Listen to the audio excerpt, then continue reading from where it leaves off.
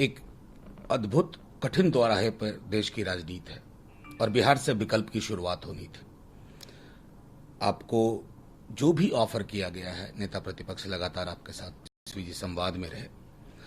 मुझे लगता है कि कांग्रेस के शीर्ष नेतृत्व को इस बात की जानकारी होनी चाहिए कि कुछ लोग हैं, कुछ ऐसे तत्व हैं जो गठबंधन का मानसिक मिजाज खत्म करना चाहते हैं और भाजपा और संघ के एजेंडे के खिलाफ जो हम एक मुहिम चलाना चाहते हैं, उस मुहिम को एक झटका देने की कोशिश कर रहे हैं। ऐसे लोगों को, ऐसे तत्वों को चिन्हित करें कांग्रेस, और आइए हम सब मिलकर के एक संकल्प बदलाव का जो बिहार चाहता है वो लें। कब लीजिएगा? तो समय आ गया। लगातार हम ये कह रहे हैं, मैंने खुद भी प्रेस कॉन्फ्रेंस की, मेरे नेता प्रतिपक्ष ने भी लगातार कहा है, ये सोचना होगा, क्योंकि देखिए राष्ट्रीय कैनवस पर कांग्रेस का फुटप्रिंट बहुत महत्वपूर्ण है और शायद हम एक अलहदा पॉलिटिकल पार्टी हैं, एकमात्र पॉलिटिकल पार्टी है जो कांग्रेस के साथ दुख सुख हर क्षण में खड़ी रही है। इस रिश्ते की बुनियाद सोनिया जी और हमारे राष्ट्रीय अध्यक्ष लालू जी के एक नैसर्गिक रिश्ते में की बुनियाद है इसकी। उसके आधार पर मैं समझता हूं कि कांग्रेस को कि ये हठ धर्मिता जो मैंने पहले भी कहा, त्याग करके और संघ, भाजपा और जदयू का जो एक एजेंडा है उसको बेनकाब करने की हमारी कोशिश, हमारी पहल में हमारे जल्द से जल्द हमारे साथ हों।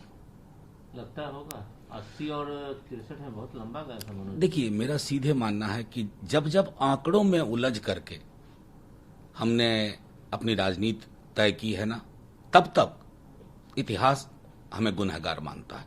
मैं कांग्रेस के उन लोगों से, क्योंकि कांग्रेस में अलग अलग लोग के अलग अलग बातें हैं, कांग्रेस के उन लोगों से जो एक नंबर को पकड़ करके बैठे हुए हैं, हठ धर्मिता का परिचय दे रहे हैं, उनको ये समझना चाहिए इतिहास, समसामयिक वक्त आपसे कोई और हट चाह रहा है, उस हट को समझिए।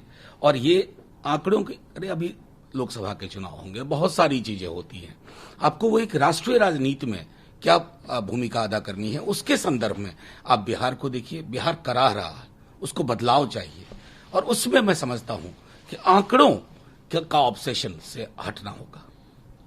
मारापीटी तो उधर भी है, चिराग अलग राग अलग हो रहे हैं। भाजपा बोलती है कि हम लोग सब साथ में हैं। क्या कहेंगे? आपका एक इतिहास रहा है, पॉलिटिकल करियर है। देखिए, दूसरे दलों के महागठबंधन के बारे में कोई टिप्पणी करूं उचित नहीं है, लेकिन चिराग जी के बारे में मैं इतना जरूर जानता हूं कि लॉकडाउन के बाद से तेजस्वी जी ने जिन सवालों को उठाया, चाहे संक्रमण, लचर स्वास्थ्य व्यवस्था, प्रवासी जो हमारे मजदूर भाई हैं उनके आगमन को लेकर अवरोध, कमोबेश उन्हीं सवालों की फेहरिस्त में चिराग जी भी सवाल जोड़ते रहे। अगर उनके सवाल नीतीश जी को नागवार गुजर रहे हैं, तो यानी कि नीतीश जी के अंदर की संवेदनाएं, मैं समझता हूं उस कगार पे पहुंच गई हैं जहां शून्य के आगे कुछ हासिल नहीं होता है।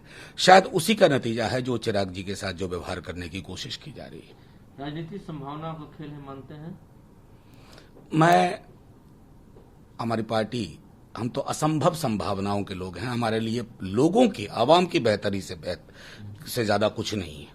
अगर आवाम की बेहतरी के लिए आपको चिराग के साथ लाना पड़े तो आप देखिए, एक बात जान लीजिए, मैं आपके माध्यम से स्पष्ट कहूं कि साथ आके ही सब बदलाव की ओर अग्रसर होना जरूरी नहीं है। एक मंजिल तक पहुंचने के रास्ते अलग अलग हो सकते हैं। चिराग जी का रास्ता अलग होगा, हमारा रास्ता अलग है। कोई संभावनाएं नहीं बन रही है। देखिए, वो नहीं है। एक किसी भी जगह पे दो लोग एक बेहतरी का सपना देख सकते हैं। जरूरी नहीं कि एक ही प्लेटफॉर्म से देख करके सपना देखा जाए।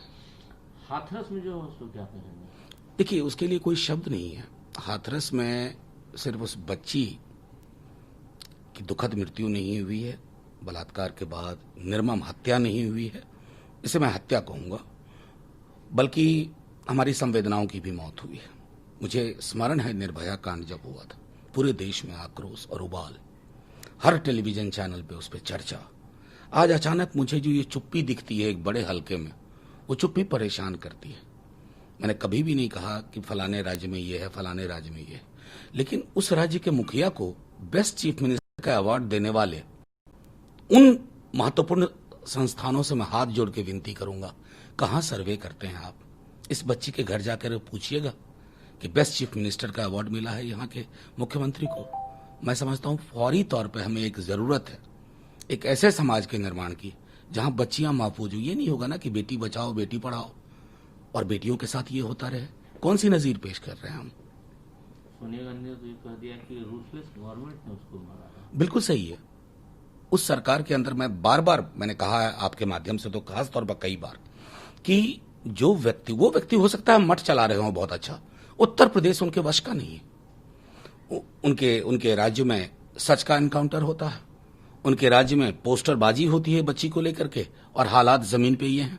उनके राज्य में हत्याओं का एक सिलसिला चल रहा है, और फिर भी उनको सर्वश्रेष्ठ मुख्यमंत्री की उपाधि हासिल होती है। पता नहीं कहां से जाकर के हासिल करते हैं, किनकी मदद से हासिल करते हैं।